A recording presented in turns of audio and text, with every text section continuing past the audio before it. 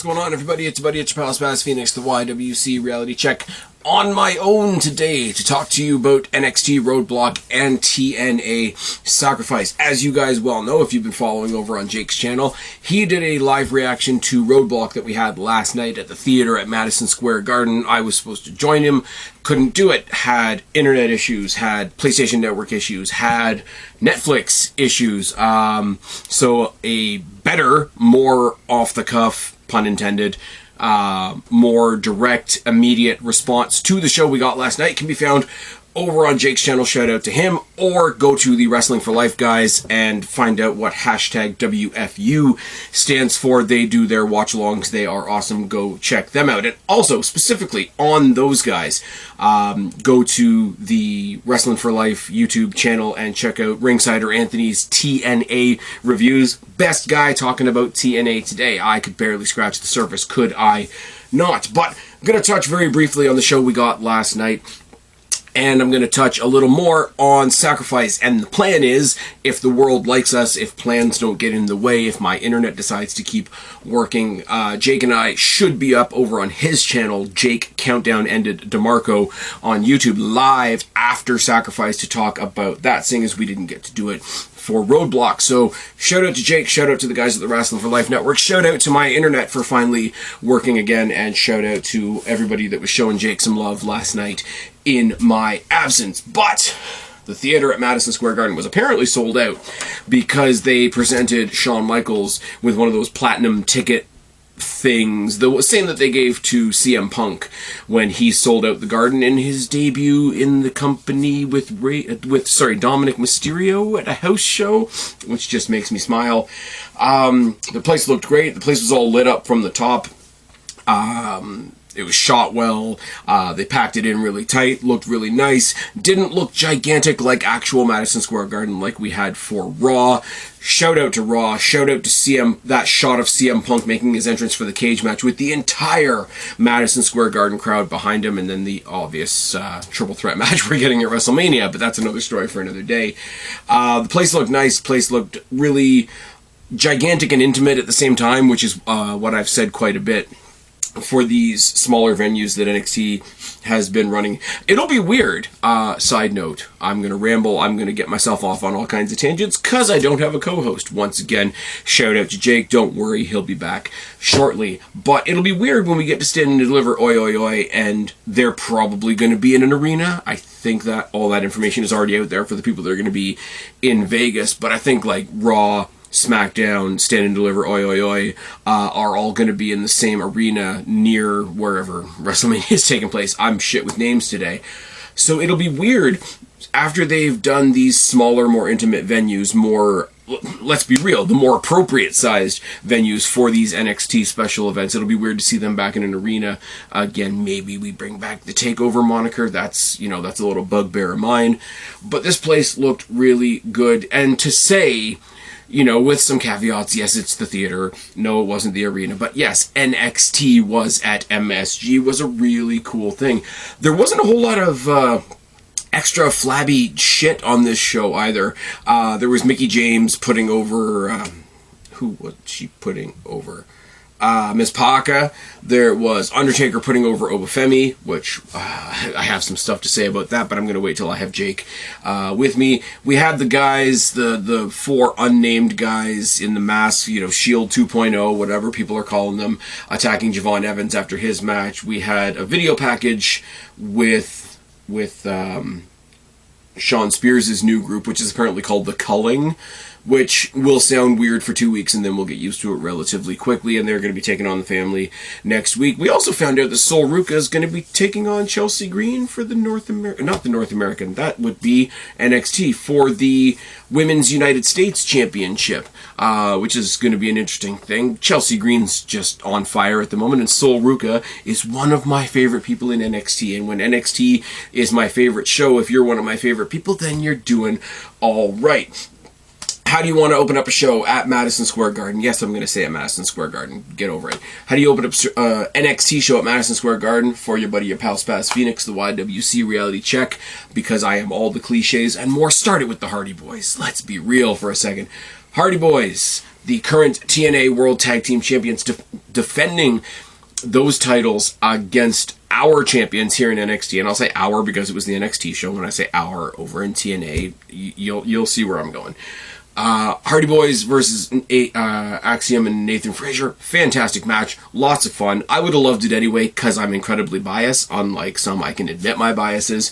Nathan Frazier and Axiom, probably my favorite team going right now, and I don't think that's a hot take by any stretch of the imagination at this point. I mean, the Young Bucks might be as good as them one day. But speaking of the Young Bucks, the ones that they have tried to be for years and years and years now, the Hardy Boys put it all to rest. They had a great, fantastic match. The miscue that we almost expect in every Nathan Frazier match Nathan Frazier and Axiom match. The missed drop kick where a little bit of friendly fire. Hardy Boys retain their titles. Yes, it's kind of disappointing, not because I don't want to see the Hardy Boys with TNA titles, obviously, but it is that thing. I've said it. The guys over at Wrestling for Life have said it. Jake has said it. I think even the guys over at What Culture have said it at some point. We want to have that moment. We want to have that moment where somebody takes somebody else's championship. I'm really glad that it wasn't the Heritage Cup, because that would have been weird. Watch a Moose walk around with the Heritage Cup would have been interesting, but the Hardy Boys were on it tonight. The Hardy Boys went in there a little bit chip on their shoulder, and Nathan Frazier and Axiom did the same thing. They've never treated this like an invasion. It's never been TNA invading WWE or vice versa. Undertaker later on in the night saying, "Go defend your yard," was a little bit of pride, a little bit of this, a little bit of that. If you can take some, it's a little bit of a game of capture the flag, isn't it? If somebody wins somebody else's belt, that is going to be a little tick in the box, but it's not, oh my God, you don't belong here, da-da-da-da-da, this and that and the next thing. Hardy Boys, Nathan Frazier and Axiom just had a hell of a match. It was really, really good. A lot of people, it's crazy to me. I'm sorry that I'm all over the place. When they first came back and they said, oh my God, the Hardy Boys are going to be on NXT, because they were called out by the NQCC a couple of weeks ago, were they not? Now, that was weird. Wouldn't you call out your own brand's champions? But it was an excuse to get the Hardy Boys on the card. And a lot of people, and I know I take digs at Cedric over on What Culture because we are diametrically opposed in most of our views, and I'm pretty sure he doesn't know that I exist anyway, so it's fine. But this mentality from some on the other side is like, how dare they be so over? Don't they know their time is done? Well, if they're still over, their time isn't done. Well, where was all this enthusiasm in AEW? You're telling on yourself, and you're telling on AEW if an exciting team like the Hardy Boys wasn't excited to be at AEW. Now there are other things attached to the Hardy Boys. I know they have, bad past experiences, bad past decisions. It's really hard being a Jeff Hardy fan sometimes with some of the bad decisions that he's made. But then, none of us are perfect. All those cliches do measure up and stack up. I would love to see this match again. I would love to see some other teams going up against them. I had it posited to me at one point that this match wouldn't have an ending because the four guys in masks were going to attack them, and you would have had all four tag team champions versus them at some later date. I would have been really on board for that. Not only because Nathan Frazier, Axiom, and the Hardy Boys as a tag team is exciting, but it's four pretty decent guys for this invading team to prove what they can do against. The Hardy Boys have been providing that for a long time, whether people want to admit it or not, and Nathan Frazier and Axiom are not bad at all in the slightest, but that didn't happen. And Nathan Frazier and Axiom are protected in this result. I mean, they had a little bit of friendly fire, and the veteran team beat them, which is absolutely fine. No titles changing hands. It was only one title on the line. It is what it is. Jordynne Grace killed Roxanne Perez, which is fine and wonderful. And Roxanne Perez is getting called up to the main roster soon. Jordynne Grace is, at the very least, I figure, going to be fighting for the Women's North American Championship at Stand and Deliver, if not the main title. Maybe both, depending on how the night went. Roxanne Perez is fantastic. It's the David and Goliath story, except David's the heel, which is really, difficult to pull off, and Roxanne Perez is so good at it. Same with somebody like a Zelina Vega when she's playing heel. Same with somebody like an Ivy Nile right now. Same with somebody like an Alexa Bliss when she's heel, even though the whole crowd loves her, and some people are angry about that too. But Roxanne Perez is going to be coming to the main roster soon. I figure by the time we get to WrestleMania, either she has one more farewell match at Stand and Deliver Oi Oi Oi, or she'll be at WrestleMania fighting either Bayley or Alexa Bliss, because they've teased both. Well, they've teased the Alexa Bliss thing. The Bayley thing is not even a tease anymore. It's just like, we don't like each other, let's fucking go. Roxanne Perez falls into that conversation about CM Punk that is only really had between people that don't like CM. Oh, it's really weird that he's down at the Performance Center hanging out with all these young people. You mean like every other wrestler, trainer ever?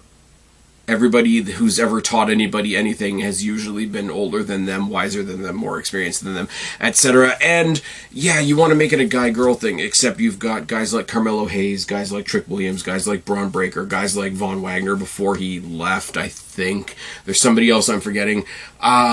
So just tell the whole story, and don't be a piece of shit, and don't use accusations like that as tricks you've got in your back pocket just because you don't like somebody and they left the Mud Show.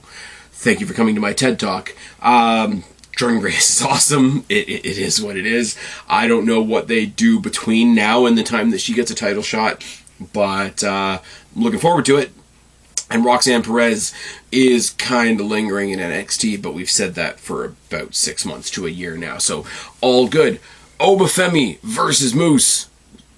Two big meaty men slapping man meat. It's good.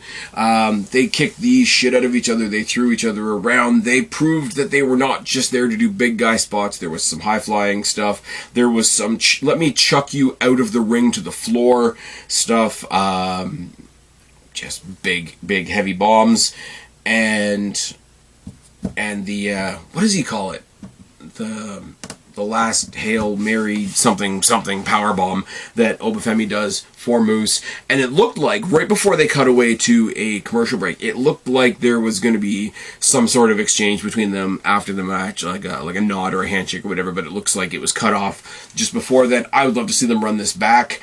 A lot of people are speculating that new jackass Trick Williams is going to go after Moose. Don't exactly know how you pull that one off, because Moose is a heel and new jackass Trick Williams is kind of awesome as well. Like, Javon trying to make him feel good the other week is like, the fuck you know about my life? Except he didn't swear, but whatever.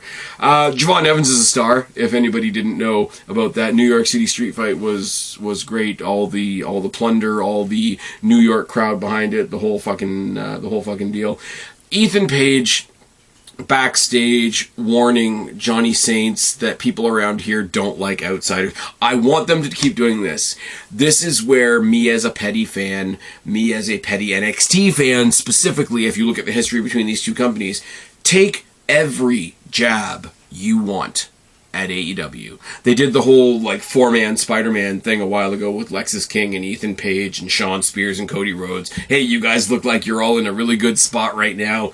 They had Spears in Johnny Saint. Wow, Spears in Ricky Saint's face a couple of weeks ago with a similar thing. Hey, don't I know you? This revolution will be televised. He comes in face to face with Ethan Page. You know what? Oh, it's petty. Okay, let's start keeping score. It's fine. Javon Evans is awesome. Trill London on Evolve would make a great tag team partner for Javon Evans eventually. The guy's insane. They did the table spots. They did the table bridge like you would normally do a ladder bridge. He took him from the inside to the outside, slingshot style, with a cutter through a table. It was nice.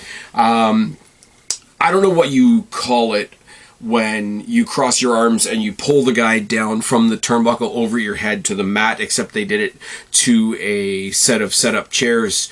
To Javon Evans, who's a pretty skinny guy, not much meat on him. You always think about those heavy impacts 10 times as much when the guy's out there looking like an athletic skeleton.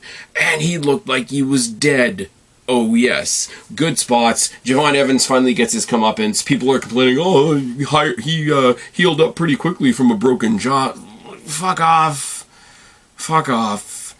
You have people scooping out each other's eyeballs. On both shows, let's not forget. Except one side they did it with keys, and the other side they did it with a ringside stairs corner. Like, nobody's innocent of this. Oh, they came back a little quickly from that, didn't they? Fuck off. Oh yes. Oh yes. Main event was the ladies. The main event deserved to be the ladies. The ladies continue to kick ass on NXT. Stephanie Vacour versus Julia. All the dirt sheets, all the rumors, all the speculation and innuendo that Jake and I talked about in the preview about this match being fast-tracked because Julia is apparently dealing with some nagging injuries, potentially a shoulder injury, etc.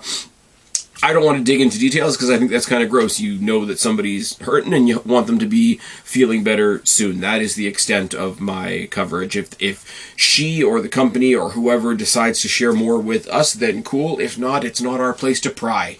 I'm just putting it out there.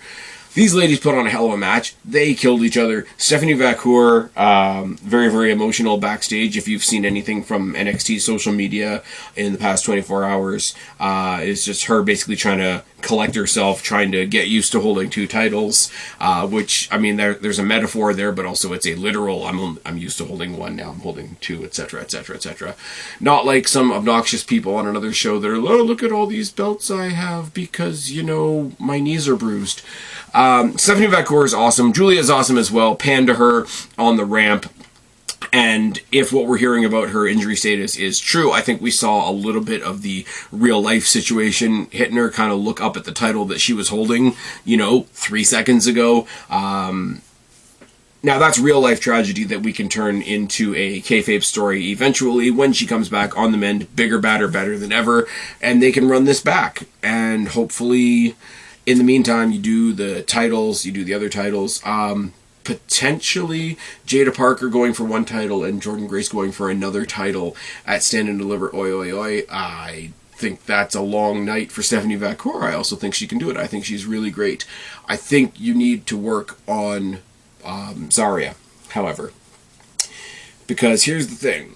Comparison is the thief of joy and all those types of things. We talked a long time before any of these ladies debuted about how we had the new big three that were coming to NXT. And Julia came in, got herself a title. Stephanie Vacour came in, got herself a title. Zarya already kind of felt like third person on the totem pole. Now it became very clear that they were going to team her with Sol Ruca, which is an awesome, amazing, and entertaining tag. Oh, they're doing silly video stuff. That's fine. Wrestling can be fun sometimes. Put them in the contention for the titles. Let them have the women's championship or women's tag team championship match WrestleMania weekend at Stand and Deliver. Oi, oi, oi. Liv Morgan, Raquel Rodriguez versus Zarya and Sol Ruca at Stand and Deliver. That's a hell of a match. And I hate to say it like this because WrestleMania looks stacked and it's a lot of fun. We're going to be talking more about it very, very soon. But that's a big card. And I think there will be more time afforded to a ladies tag team title match on NXT, being the belts that drift through all three brands. Let's put a finer point on that. They'll get more time, they'll get more focus on a 5-match Stand and Deliver card than they will at WrestleMania. That's just the unfortunate nature of it. Now, that being said, if they want to flip the script and do that exact match at WrestleMania as a showcase of, hey, if you're not watching NXT, this is what you're missing, that's a bigger swing. I would love it if they did it. I don't think they will. But yeah, of the big three, 2 of them got belts and 1 didn't.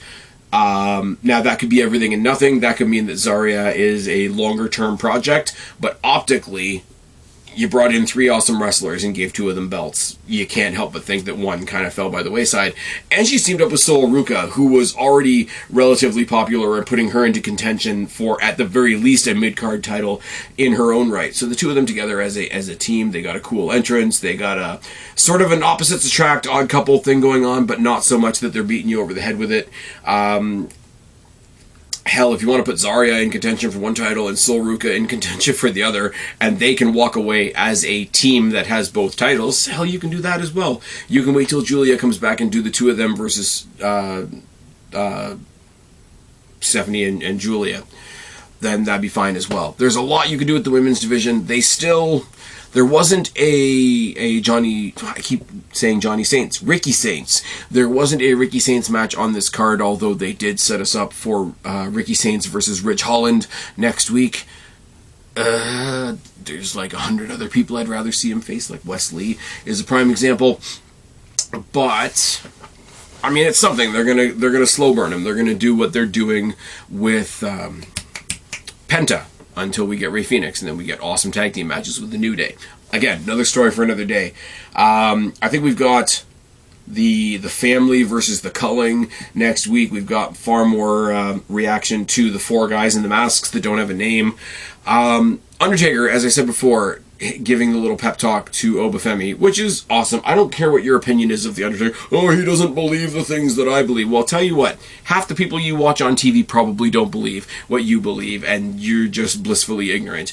Him coming out there and saying, oh, defend your yard, and people came out today and it's like, oh, Undertaker hasn't gotten over the invasion yet. He thought the invasion was real. He needs to get over it. Well, first of all, he was down in NXT putting over your NXT champion.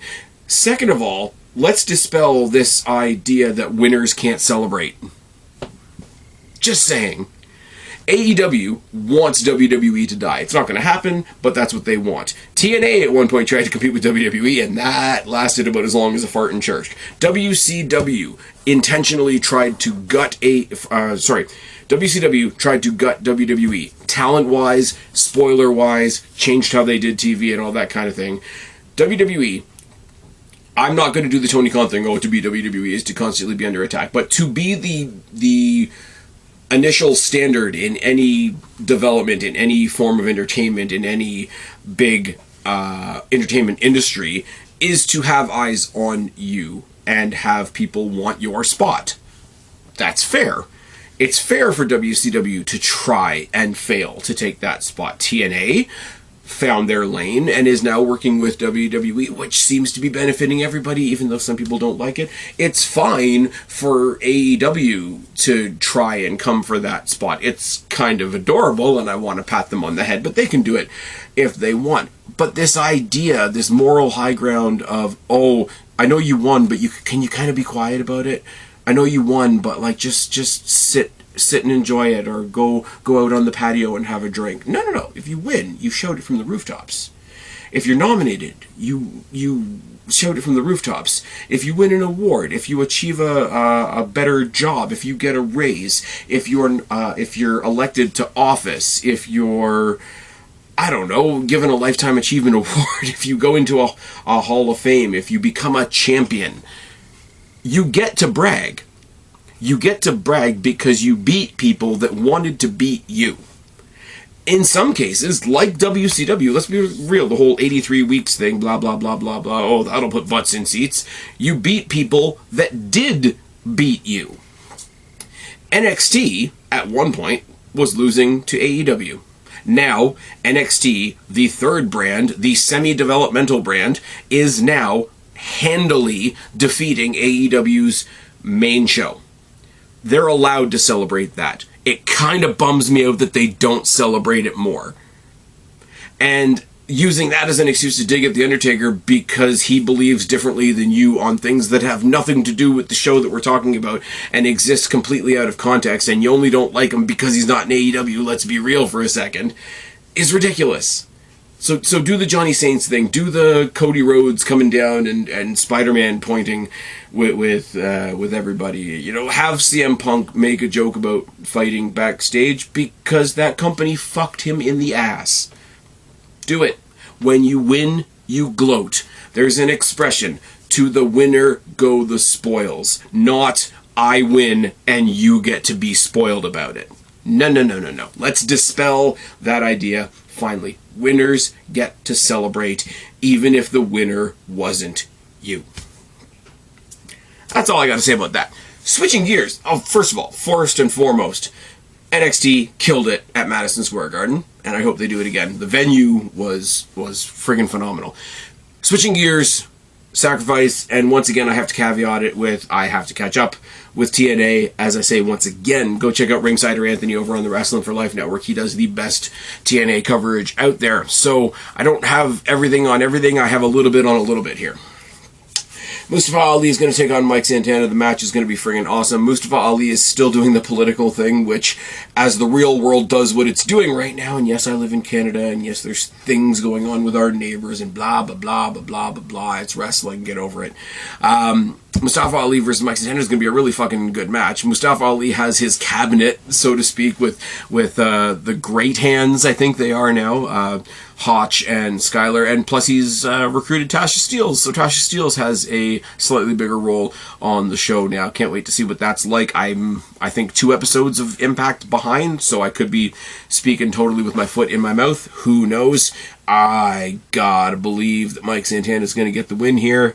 Mustafa Ali's just come back, but he's come back with this very, very particular time-sensitive gimmick, and everybody's going to love seeing him get the taste smacked out of his mouth.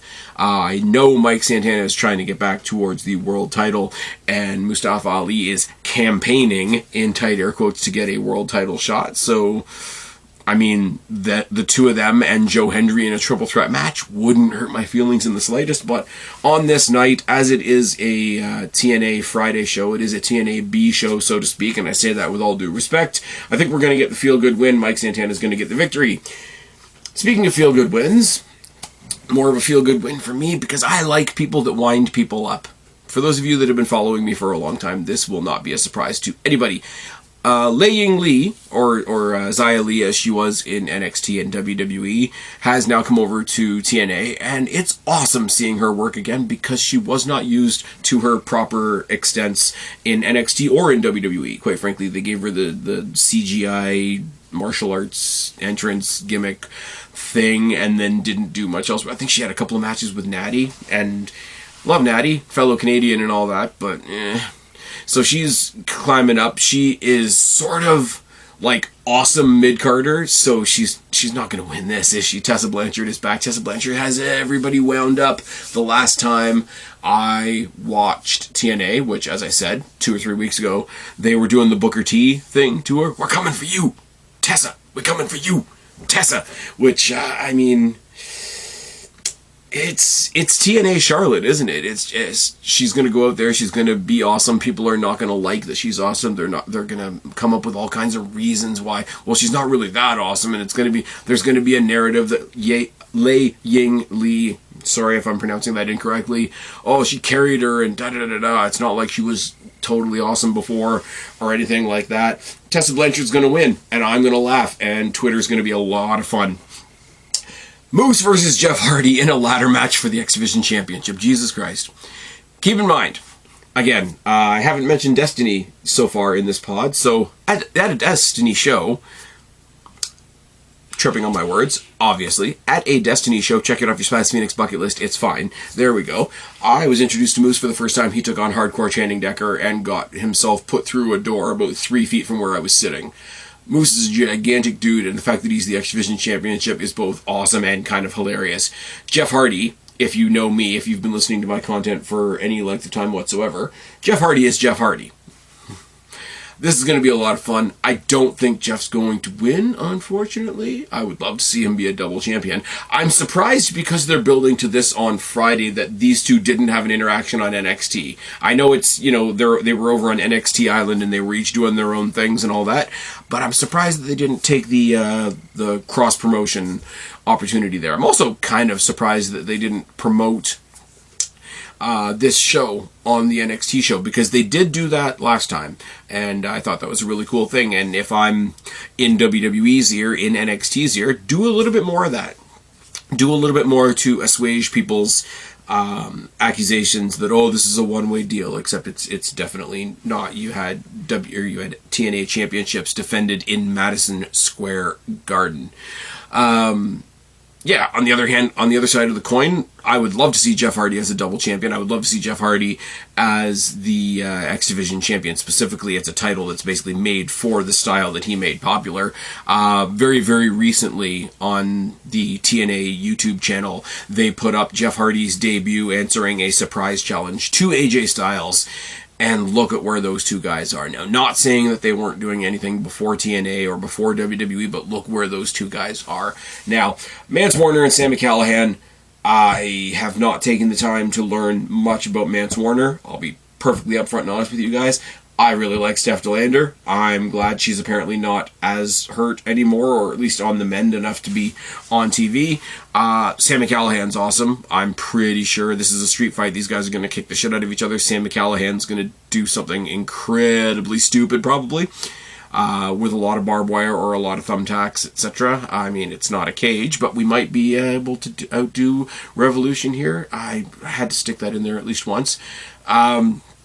Masha Slamovich versus Cora Jade. Cora Jade representing NXT, obviously in her vie to get the TNA Knockouts World Championship off of Masha Slamovich. Don't think it's going to happen. Going to say what I've said for a long time now. Cora Jade, for whatever reason, looks a lot more confident on TNA than she does when she's on NXT programming. I don't know what the reason for that is. Maybe she can just quietly shift over there at some point. I don't want to make speculations about people's employment situations because that's really friggin' rude. But if she's, as she is right now, still recognized as an NXT talent, once again, there's the whole, are we going to pull a title from one side to the other, or are we not? I'd love to see it. I'm not really going out on a limb, because Masha Slamovich is awesome. She just got the title not that long ago. She got the title, basically the torch basically passed to her from Jordynne Grace before Jordynne Grace herself made the jump over to NXT. And as we've already talked about tonight, it's already going swimmingly. She had another great match with Roxanne Perez. As we've already discussed, I don't think that title's going anywhere. It is what it is. What do we got? We got The Rascals Explode. Trey Miguel and Zachary Wentz teaming up with Austin Aries. Still thoughts out with Chris Bay. Hope he's recovering as well as he can. We saw the footage a little while ago of him being able to get up and walk around, but that's a long way. That's a long road from that to being able to get back in the ring and do what these guys do. But Ace Austin joining Trey Miguel and Zachary Wentz to face Wes Lee, Tyson DuPont, and Tyreek Igwe. Now, I would love to see all these guys on the biggest stage possible. And with due respect to TNA, that big stage is Stand and Deliver, oi, oi, oi. I want a four-way with all three former members of the Rascals and Ace Austin at Stand and Deliver, oi, oi, oi. And I think the way you get that is Wes Lee and his two big heaters getting the win this coming Friday. Probably through scheming means, if not through the fact that they're all a bunch of cruiserweights, except for Tyson and Tyreek, and Tyson and Tyreek could chuck them around like an empty tracksuit, as Adam Nicholas would say. The match is going to be friggin' amazing. All three of the Rascals, I know Wesley's on the other team, but all three of the Rascals and Ace Austin are lightning in a bottle. Yes, that's an old expression. Yes, it's cliche as hell, but it's no less true. So when you put 3 or 4 lightning wrestlers in there with 2 big beefy guys that they can bounce off of, in a 6-way match, the tag rules are going to go out the window. It's going to be a lot of fun. There is a lot of story to tell. I really do want to see Ace Austin specifically get himself back up the ranks, back into the title picture, because I'm not going to lie, it's not that far out of the realm of possibility to give me an Ace Austin versus Joe Hendry match for the world title at some point. Ace Austin has also been on social media saying that Ace Austin showing up at NXT at some point is inevitable. Yes, it's wordplay. Yes, it's his nickname, etc., etc., etc. But I would also really like to see it. TNA Wrestling's version of Gambit showing up at NXT would be a lot of fun, especially if he goes into the back and sees WWE's version of Wolverine, which is CM Punk. That would be a lot of fun as well. People have said, oh, he spends so much time in NXT, is he going to have a match down there? For the fuck of it, on a random episode of NXT, give me CM Punk versus Ace Austin on NXT. How many lines does that cross? It's fucking awesome. Let's do it. Wait a minute. I said something positive about CM Punk. I'm not supposed to do that. There, I just slapped myself on the wrist. It's fine. Just had somebody send the other day the definition of where the phrase slap on the wrist came from. Go Google that if you want some fun. Main event, or what I'm assuming is going to be the main event, and I'm just going to say it right now, babyfaces are winning, it's fine. Joe Hendry, Matt Hardy, Elijah, who's now in TNA, that's kind of cool, Leon Slater and Nick Nemeth versus the System and the Colognes. First of all, fuck the System. Second of all, the Colognes are great, but I also don't care that much. This is a showcase for 5 of your most popular babyfaces on your roster. Your champion, your former champion, one half of your tag team champions, because the other one's going for another title. Leon Slater, who's on the rise. Elijah, formerly known as Elias, was a good get for them. And Nick Nemeth is going to bump around for everybody in that match. It's going to be fun. The babyfaces are going to win. I think it's a foregone conclusion. I don't know, do they sign anybody? Does somebody show up that we're not expecting? Is there a surprise new roster member on the show tonight? I'm not hanging my hat on that because it is a Friday show. It is like TNA's version of a B show. Doesn't mean it's not going to be a fun night, but I don't predict... That's my laundry beeping, if you can hear that. I don't predict anything that's going to send us out into the stratosphere, because they are competing with SmackDown because it's a Friday show, etc., etc., etc. It's easier on a Saturday when all you really have to compete with is Collision, isn't it?